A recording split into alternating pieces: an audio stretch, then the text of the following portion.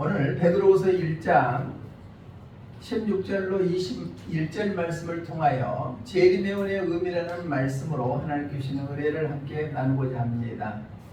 그때 당시에 베드로 사도가 사역했을 때는 초대교회 성도들이 각 지역에 흩어져서 신앙생활을 했을 때 환난과 어려움 속에 처해 있었습니다. 그 당시에 거짓 선지자들, 거짓 교사들 또한 이단들이 판을 치고 있었을 때 너희들 신앙은 이렇게 지켜라 하고 말씀하시는 것이 바로 본문의 내용인데, 그때 당시에 예언의 말씀은 구약에서 말씀하시는 그 내용이 반드시 성취된다. 특별히 오늘 본문에서는 예수님의 재림이 반드시 이루어진다. 그것을 사사로이 여기지 말라고 본문 16절에서는 말씀하고 있습니다. 그러면 재림의 은혜의 의미 첫 번째는, 그럴지라도 하나님께서는 성도들을 진리로 인도해 주시는 분이시다. 그때나 지금이나 많은 사람들이 미혹의 영에 사로잡혀서 이단에 휩쓸려서 살아가는 사람들이 많이 있는데, 그럴지라도 예언이 가져다주는 말씀은 성도들을 진리로 인도해 주신다. 우리 본문 19절 말씀 한번 읽어봅니다. 시작. 또 우리에게는 더 확실한 예언이 있어 어두운 데를 비추는 등불과 같으니. 아멘. 등불은 어두움을 밝혀주는 것이 등불이죠. 그러니까 어두운 데를 비추는 등불과 같이 재림 예언의 말씀은 하나님께로 옳은 길로 진리 가운데로 인도해 주시는 것이다. 그렇기 때문에 예언의 말씀을 우리가 무시하지 말고 그대로 받아들여야 된다. 그 말씀은 지금도 살아 역사하여서 우리의 영과 혼과 및 관절과 골수를 찔러 쪼개기까지 하는 것이 하나님의 말씀입니다. 예수님이 강림하실 때가 언제일지는 아무도 알지 못하지만은 성경에 예언하시는 말씀이 반드시 성취되는 날이 온다. 그래서 지구에 종말이 가져다 주는 것은 예수님이 재림할 때, 그때가 바로 지구에 종말이 오고 인류의 종말이 가져다 준다. 그러면은 종말로 끝나버리는 것이 아니라 그때는 심판이 주어진다는 얘기입니다. 예수님을 나의 구주로 영접하고 진리 안에 바로 서 있는 자들은 천국으로 가고, 예수님을 알지 못하는 자들은 지옥불에 떨어진다 라고 하는 그 약속의 말씀이 반드시 이루어진다는 것입니다. 그래서 재림의 예언의 말씀에 가져다주는 의미는, 구원받은 하나님의 자녀들은 진리로 인도함을 받게 된다는 얘기입니다. 오늘 여기서 본문에 어두운 데라는 성경의 원어의 뜻을 보니까 더럽고 누추하고 지저분하는 거, 이것을 의미를 합니다. 그렇죠? 모든 범죄는 훤할 때 이루어지는 것이 아니라 컴컴한 어두운 데서 이루어지는 것처럼 이 어두움을 비추는 등불이 되어지기 때문에 예언의 재림의 예언의 말씀은 구원받은 하나님의 자녀들을 진리 가운데로 인도한다. 등불은 환히 밝혀지시오. 우리가 잘 아는 대로 마태복음 5장에 보면 너희는 등불을 등경 위에 두나니 그곳에 있는 방안이 환하게 비춰질 것이라고 말씀하고 있는 것처럼, 어두움을 등불처럼 비춰주는 것처럼 구원받은 하나님의 자녀들은 재림 예언을 통하여 진리 가운데로 인도받을 수 있는 복된 삶이 되게 될 줄로 믿습니다. 사도 요한은 요한복음 1장 17절에서 율법은 모세로부터 왔지만은 은혜와 진리는 예수님으로 말미암아 왔다라고 말씀하고 있습니다. 우리 함께 읽어봅니다. 시작. 율법은 모세로 말미암아 주어진 것이요 은혜와 진리는 예수 그리스도로 말미암아 온 것이라. 그러니까 진리 가운데 거한다는 것은 예수님께서 우리를 인도해 주신다는 것입니다. 예수님 자신이 나는 길이요 진리요 생명이라고 말씀을 했습니다. 그러니까 예수님밖에 없다는 얘기입니다. 어둠을 밝혀주는 것도 예수님이고 진리로 인도함 받게 해주는 것도 예수님이시다. 우리가 잘 아는 대로 요한복음 14장 6절에서는 이렇게 말씀하시죠. 시작.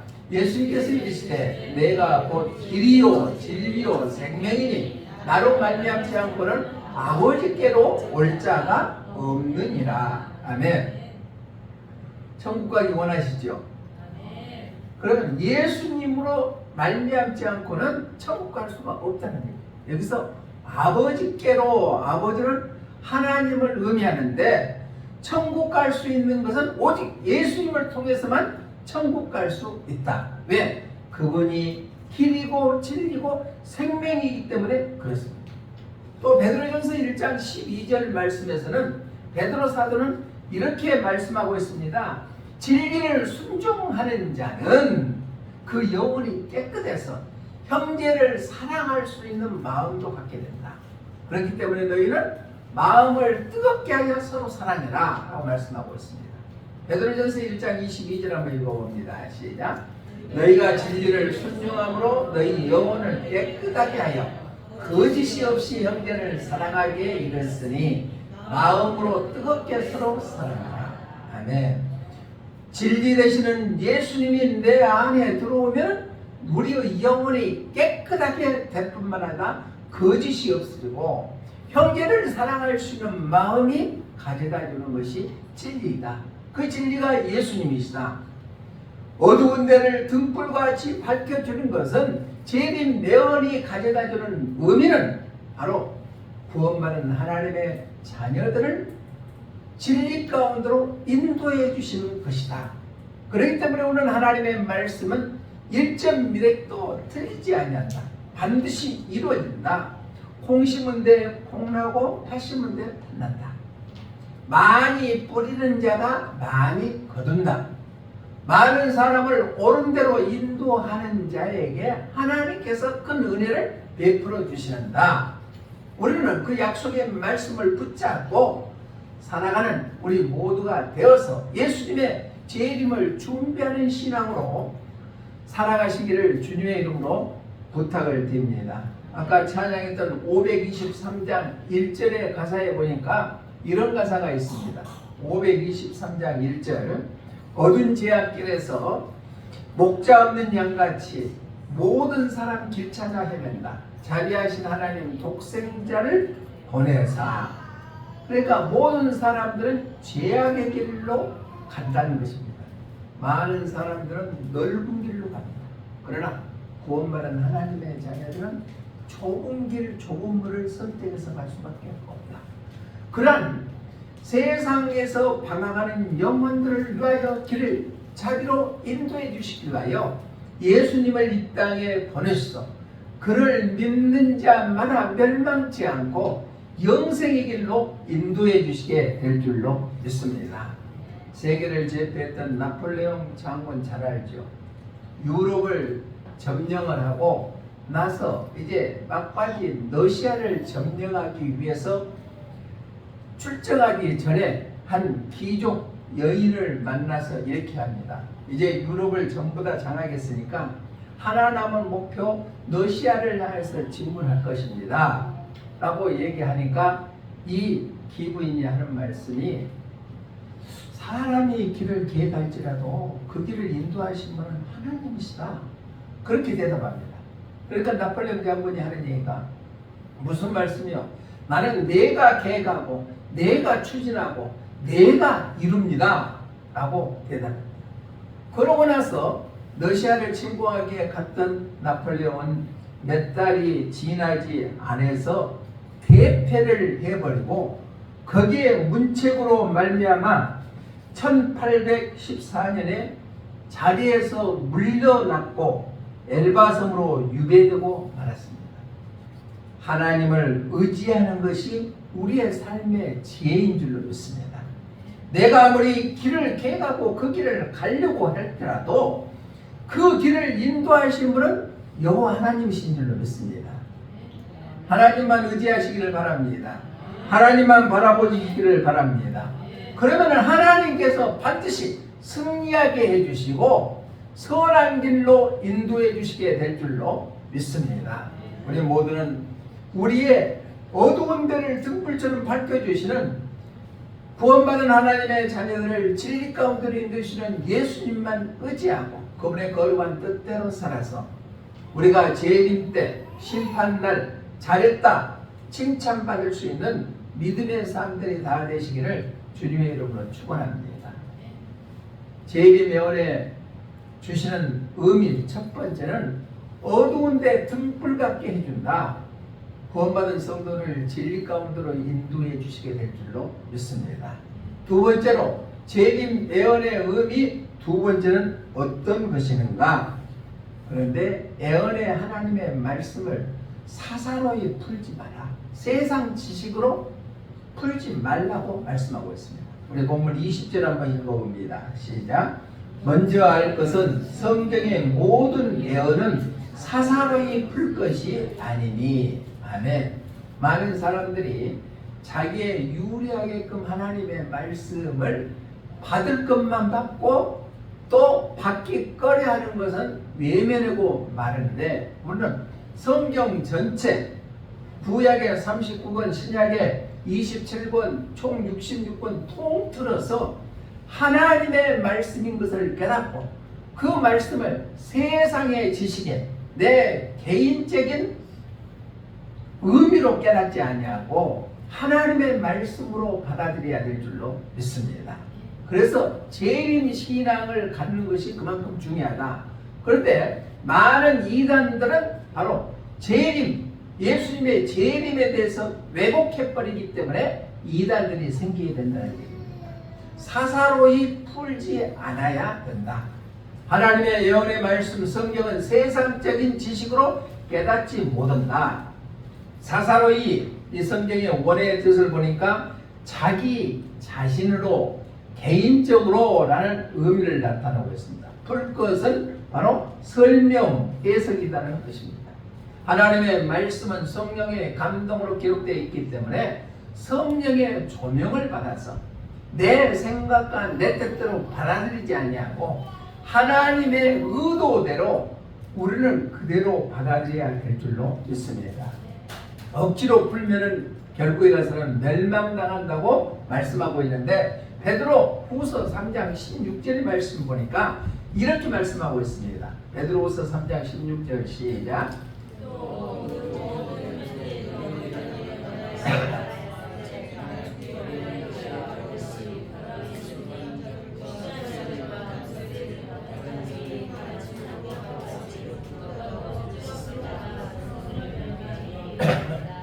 성경을 스스로 풀다가 무시가는 사람, 그런 사람들은, 굳세지 못한 사람들은 억지로 풀다가 스스로 멸망당하고 만납니다.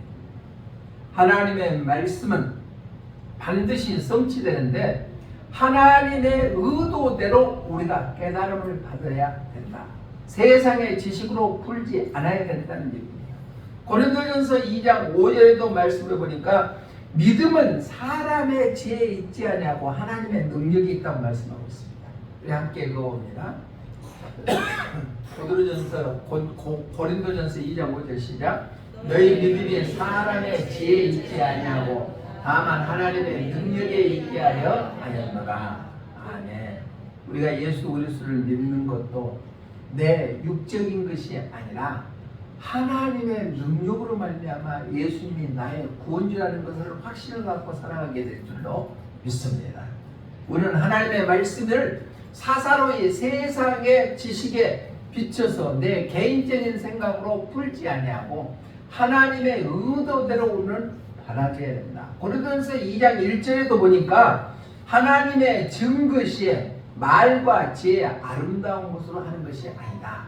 세상에 아무리 천상수같이 아름다운 말을 한다고 해도 그것은 진리가 아니라는 것입니다. 우리 함께 읽어봅니다. 시작. 형제들아, 내가 너희에게 나아가 하나님의 증거를 전할 때 말과 지혜의 아름다운 것으로 아니하였나니. 아멘. 그러니까 우리가 죽어가는 영혼들을 살릴 때, 전도할 때도 내 얄팍한 지식 갖고 내가 아는 것 갖고 전도하려고 하면 힘듭니다.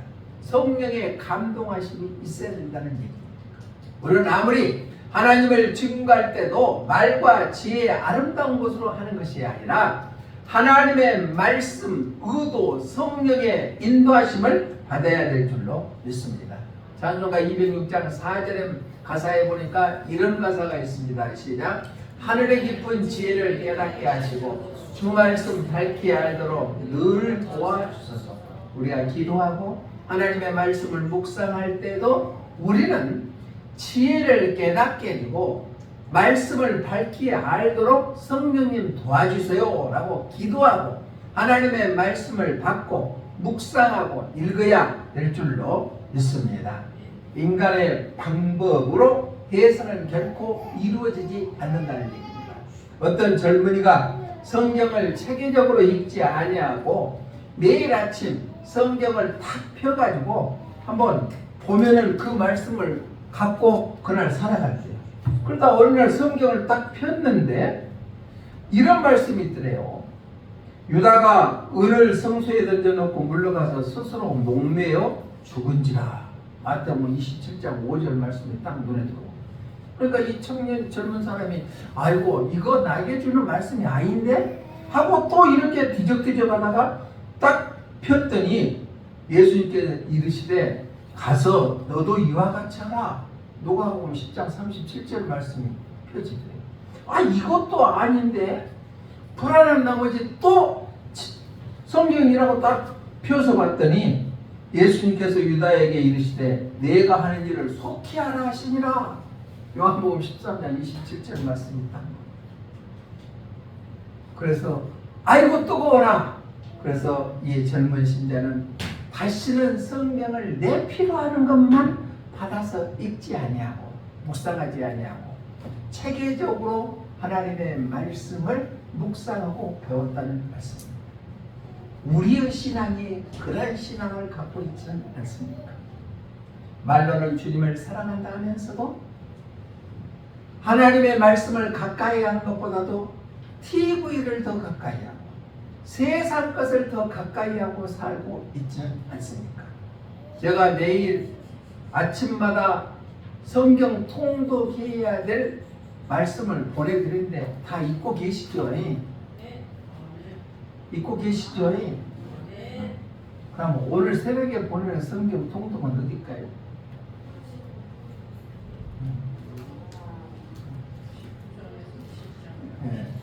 누가복음이죠. 지금 누가복음.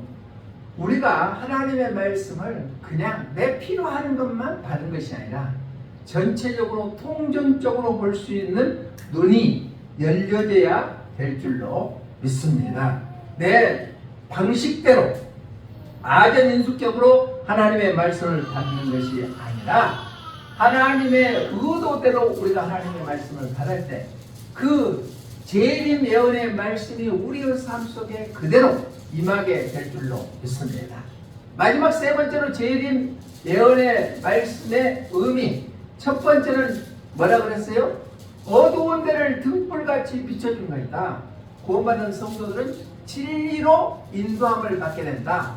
두 번째로는 바로 하나님의 재림의 예언의 말씀을 사사로이 풀지 마라. 세상적인 지식으로 내 개인적인 방식으로 접하지 마라. 마지막 세 번째는 모든 성경은 성령의 감동으로 기록되어 있기 때문에 성령의 인도함을 받아야 된다는 얘기입니다. 우리 본문 21절 한번 읽어봅니다. 시작. 예언은 언제든지 사람의 뜻으로 낸 것이 아니요 오직 성령의 감동하심을 받은 사람들이 하나님께 받아 말하는 것이다. 다시 한번 읽어봅니다. 시작. 예언은 언제든지 사람의 뜻대로 낸 것이 아니요 오직 성령의 감동하심을 받은 사람들이 하나님께 말하는 것입니다. 그러니까 하나님의 말씀은요 성령의 감동으로 기록되어 있다. 이 성령은 삼위일체 하나님 중에 사위 중에 한 분이시죠. 보혜사라고도 하죠. 성령으로 말미암아 성경은 기록됐다네요. 감동했다는 것은 바로 지고 있는 운반되었다. 하나님의 말씀은 성령이고 선지자의 생각이 아니고 저자가 기록했다 해도 그 사람의 의도가 아니라 하나님의 뜻을 기록하는 것이 하나님의 말씀이다.